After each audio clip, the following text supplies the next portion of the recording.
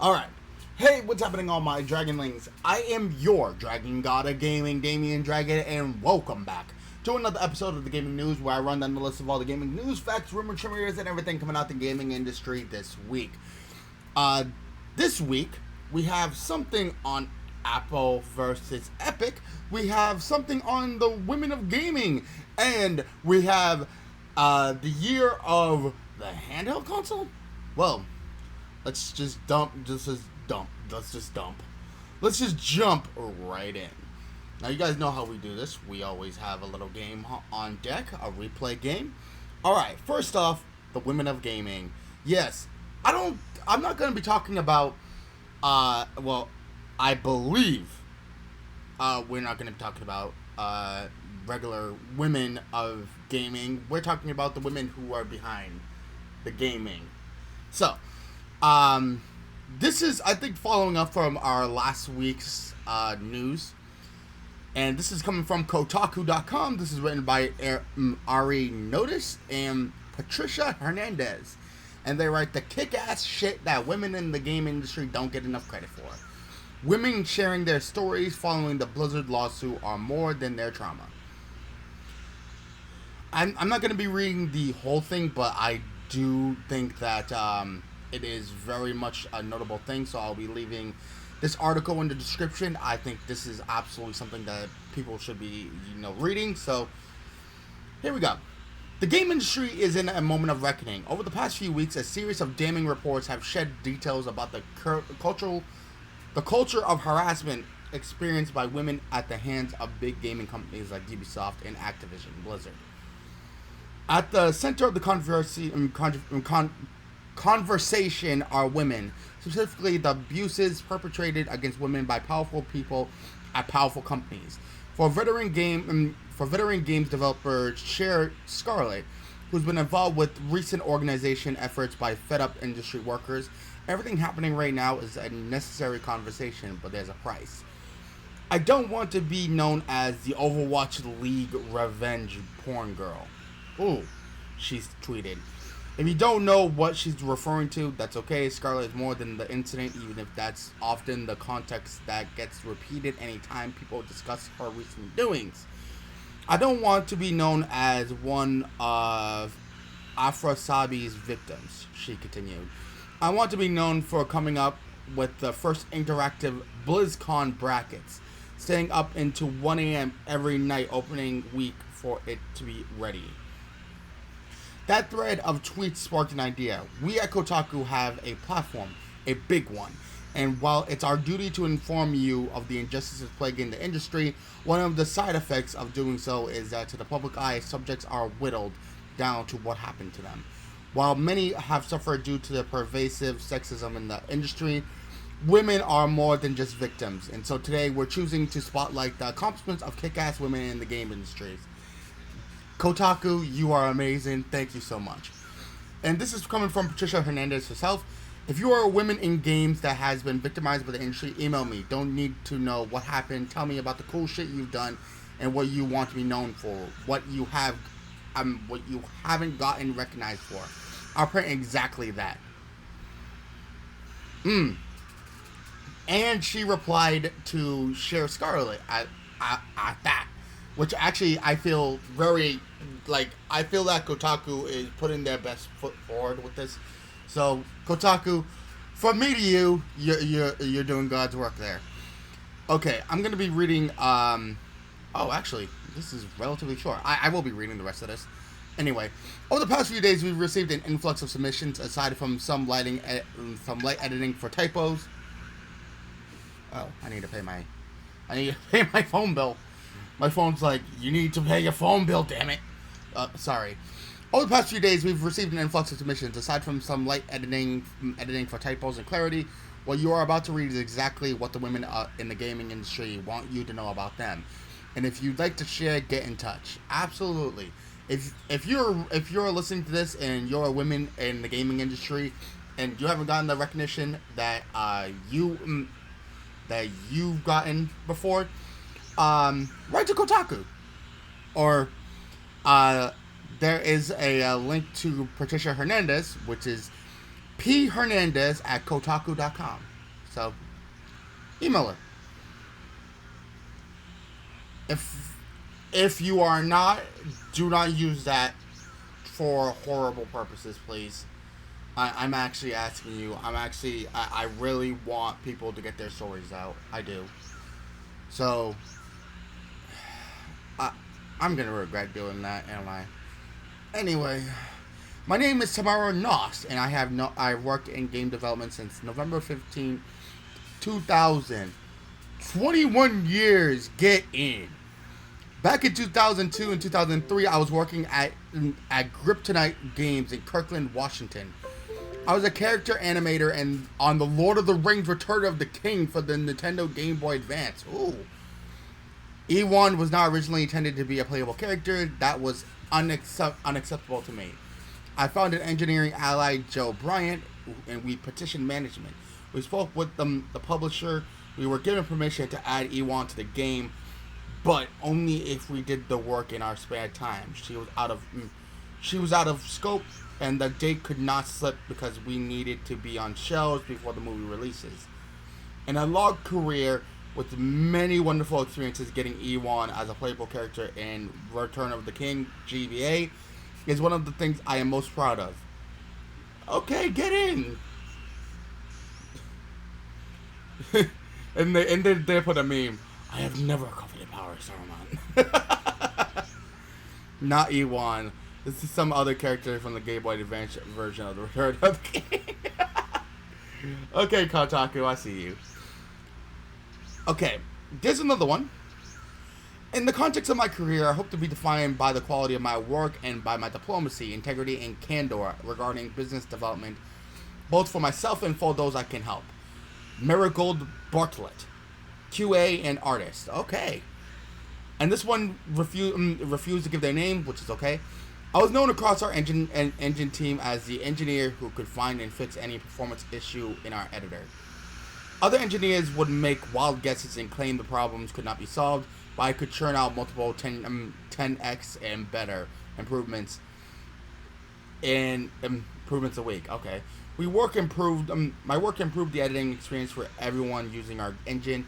I'll always be proud of that work. Anonymous. All right.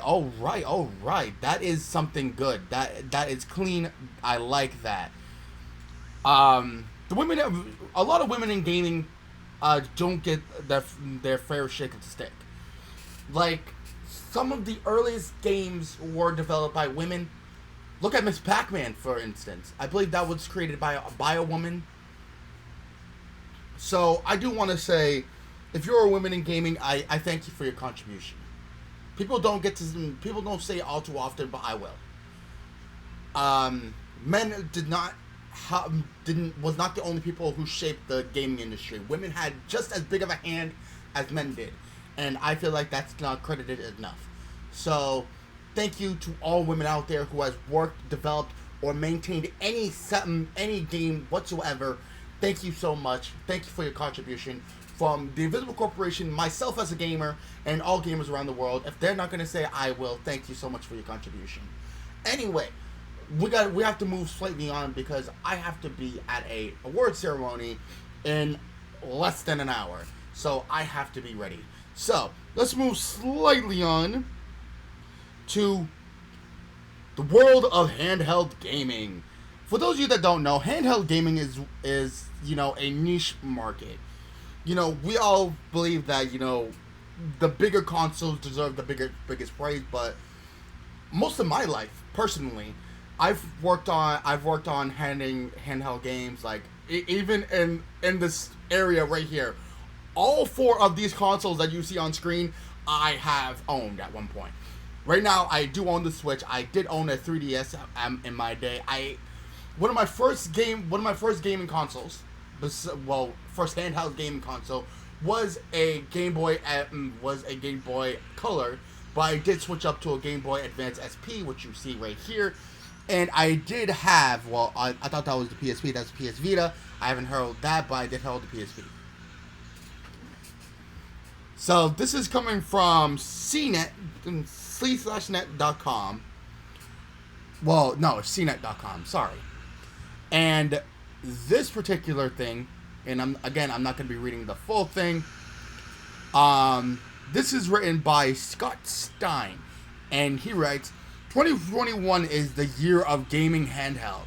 Commentary: 4 new systems coming out this fall from Nintendo, Valve, and the others, bringing portable gaming back into the spotlight. Here's what to expect from all of them. Oh, boy. Okay. I'll be reading off some of them. I'm going to be reading at least a good amount, and I'm going to be giving my opinions. I'm not going to be reading the whole thing. So, yeah. I'm going to be reading the first part, and then I'm going to be giving my my opinion on the 2 that I have not heard of. Which are going to be I've heard of the Valve Steam Deck, but I don't know too much about it, and there's another one that I have never heard of, and I need to get my head back into the game. Alright, he writes, the year 2020 was one big push, one big high-powered game consoles. The PlayStation 5, the Xbox Series X and Series S, and for me, the Oculus Quest 2, but 2021's new game systems are all about fitting in your hand. Welcome back to portable gaming world. Handheld games have been around for decades. The Nintendo 3DS, the DS before it, the PlayStation Vita, the PSP, the Game Boy, and the Game Watch. The Game & Watch, sorry.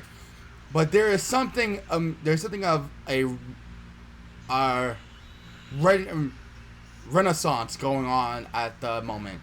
A big part of that involved unique boutique device that have been promised for several years and are finally being released after 2021's COVID-related production delays. But more than anything else, the year of the handhelds is being anchored by 2 products. Valve's surprise Steam Deck, a handheld, Nintendo Switch-like PC gaming device, Nintendo's newest version of the 4-plus-year-old Switch, which adds a larger OLED screen.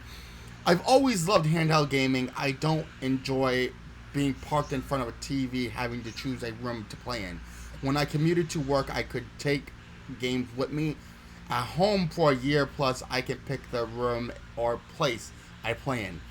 To be honest, I do like that too. Just gaming on the go. And looks like this guy really did. It looks like Scott does like to, play games when he's going to work or commuting to work, which actually is something that I thought something like this would be made for. All right, first off, the Nintendo Switch OLED. The Nintendo Switch OLED. I'm gonna be giving my personal opinions right here. I'm not gonna be reading the article. It's one of those consoles that I think it's fine per se. Like, I think that adding a bigger screen to the Nintendo Switch would absolutely help for people who really want that HD picture. Is probably like the best idea you could possibly go with. I like the early iterations of it, and I liked when it was announced. Everyone was going nuts. It's a bigger screen. I think it has more power and all that from the original Nintendo Switch, which I think is pretty freaking cool. Oh, and it has a kickstand for a tabletop, better speakers, and the screen is 7 inches, which absolutely is dope. So yeah. Anyway, the Valve Steam Deck. I'm gonna be reading off this one. It says Valve's Linux-based gaming handheld is like a Nintendo Switch for Steam OS. The $399 and up handheld plays games on the go with a right array of thumbsticks, trackpads, and buttons, but can dock and become a monitor connected PC too. Steam OS isn't compatible with all Steam games, and Valve's commitment to the experimental device is unclear. But the relatively low price and its possible flexibility as a Linux running device gives this a lot of interesting upside. It's already available for pre-order, but delivery times have slipped into mid-2022. So yeah, I think that's pretty dope. This works with most a good amount of Steam games, and hopefully Valve goes all in, and more than likely it will work as well as it needs to. Hopefully that's how everything's working. If Valve wants to expand, I think this is the best opportunity to show how invested you will be. So hopefully this pans out. Okay, the Panic Playdate. Don't even know what this one is. Actually, I don't know which one of another one of these is. This playful little black and white plaything made by publisher of entitled Goose Game. Oh, looks like a Game Boy crossbred with a Pikachu and a Tamagotchi. It's a completely new system with its own indie developed games that gets pushed to the device automatically as part of a subscription that comes with purchase. The whole idea is clever, kitschy, throwback, and whimsical. Also, I didn't even mention that there's a crank in its side that works with specifically designed games. It's available to pre-order now, and early pre-order should be getting in it this year. But for others, it's already slipped to 2022. But that's okay. Well, damn. And there's another one here. But let me read this one. I fucking crank? A crank. A crank. Really a crank. Well, it is made by the developers on Untitled Goose Game. I wonder why it's like that. Anyway, the Analog Pocket. Speaking of Game Boys, Analog's reinvented game handheld is literally made to be a rebuilt, improved player of original retro game cartridges. Analog has done this before with its reinvented and remastered SNES and Genesis consoles. The Pocket does the same for handheld games. It plays Game Boy Advance, and with adapters Sega Game Gear, Neo Geo Pocket, and Atari Lynx cartridges. The $200 Pocket is a sharper screened USB-C rechargeable and can dock and play games on a TV via HDMI. The Analog Pocket is also expected this fall, which is actually pretty dope. That's only $200. I believe that's in range. The $399 and $350 OLED screens, I feel like a little bit out of pocket. But hey, it's what it is. It happens. So hey, whatever. But the thing looks good. It looks actually really clean out. If you guys want to see it for yourself, look up the Analog Pocket, and you should be able to see it.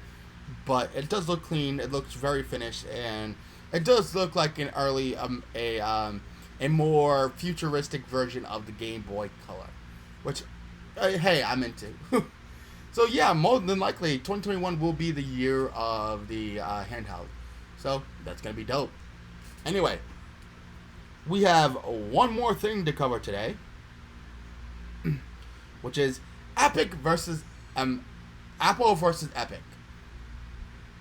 Apple versus Epic, we've talked about, I believe, 2 times on this channel. If you guys want to go check that out, I believe there's a dedicated gaming news to it. So go ahead and check that out. But this one per se, this is coming from CNET.com. This was written by, honey, I don't want to mess up your name.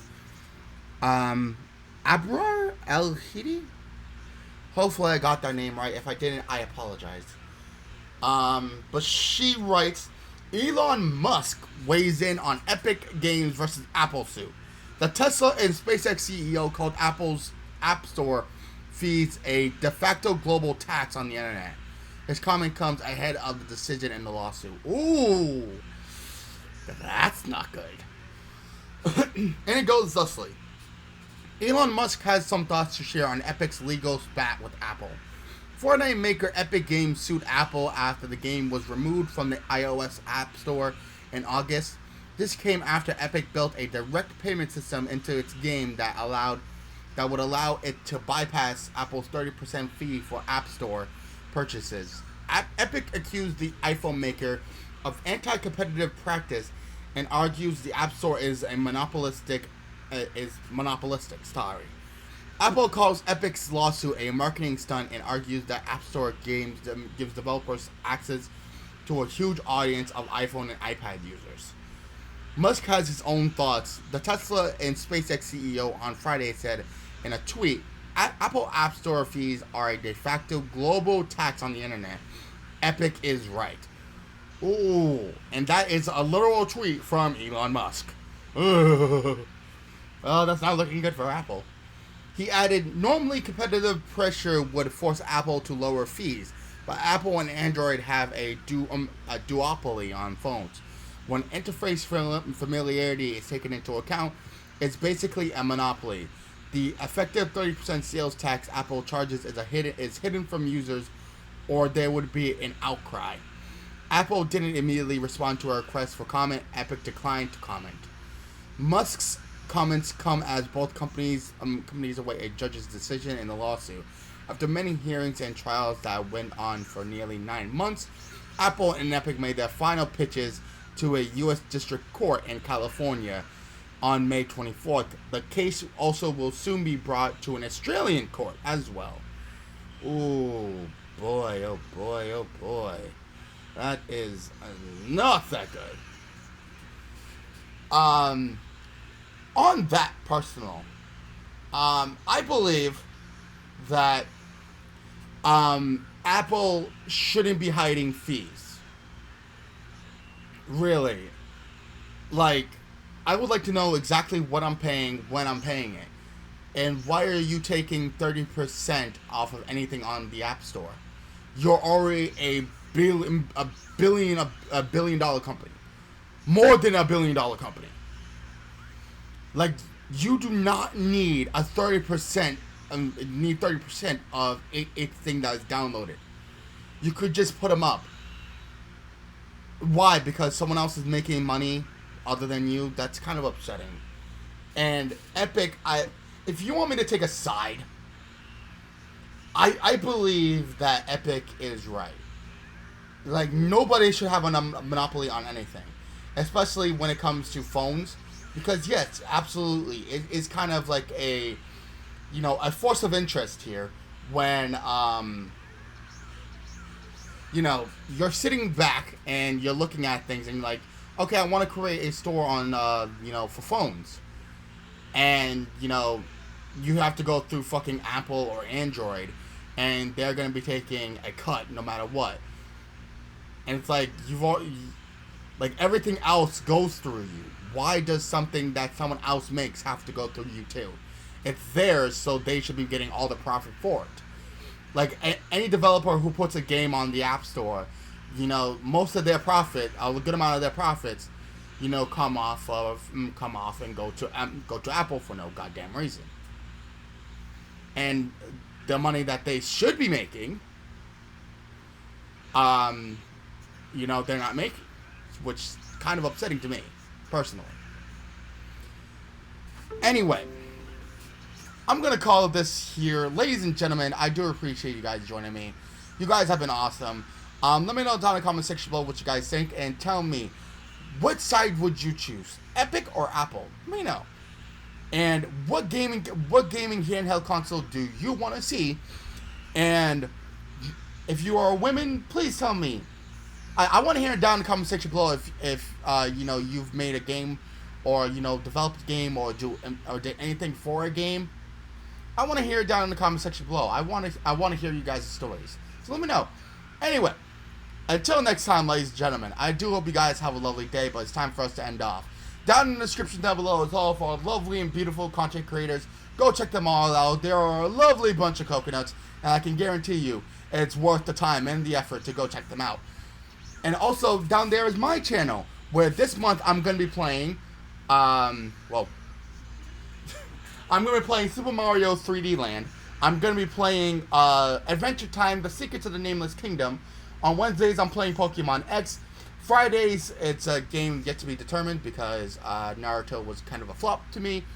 And on Sundays, I'm playing Subnautica. And I am going to be playing Yoshi's Story, but very soon I'm going to be tripping up Yoshi's Story for Mass Effect 2. So if you guys want to come check out any of the cool stuff that I have going on, my link will be down in the description down below. Also, this week I'm going to be returning to Twitch, so please, down in the description is also my Twitch channel. Come and give your support, because it's my first time back in over 2 to 3 years. So come and give me a warm welcome back to Twitch. So, Anyway, until next time, ladies and gentlemen, I hope you guys have a lovely day. But it's time for us to end off. Good gaming, happy hunting, and I'll see all you Dragonlings back inside the world of the gaming news. Hope you guys enjoyed. Now I'll see you guys next time for some more Damian Dragon action. Peace.